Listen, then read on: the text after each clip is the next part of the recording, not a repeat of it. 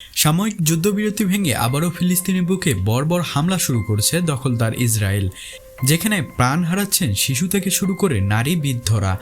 বাদ পড়ছে না গৃহপালিত প্রাণীও।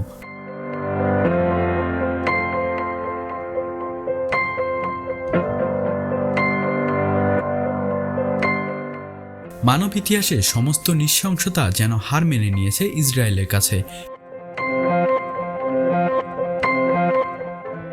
ফিলিস্তিনে গাজায় চলা এই বর্বর হামলার প্রতিবাদে আগামী 12 এপ্রিল মার্চ ফর গাজা নামে একটি কর্মসূচি আয়োজন করা হয়েছে বাংলাদেশে।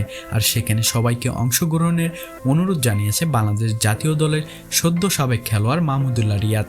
মধ্যপ্রাচ্যে ইসরায়েলি আগ্রাসনে অবরুদ্ধ গাজা উপত্যকায় বোমার আঘাতে উড়েছে মানুষের মৃতদেহের খণ্ড খণ্ড অংশ।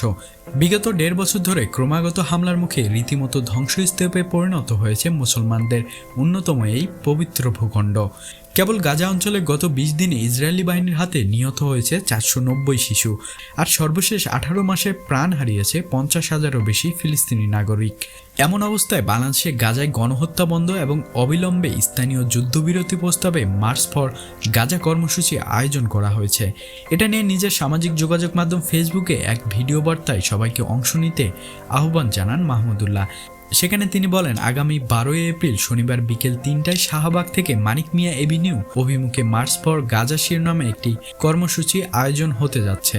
আসুন আমরা সবাই মিলে সর্বস্তরের মানুষ এই বিক্ষোভ মিছিলে অংশগ্রহণ করি এবং ফিলিস্তিনিবাসীর প্রতি আমাদের পূর্ণ সমর্থন পুরো বিশ্বকে জানিয়ে দেই।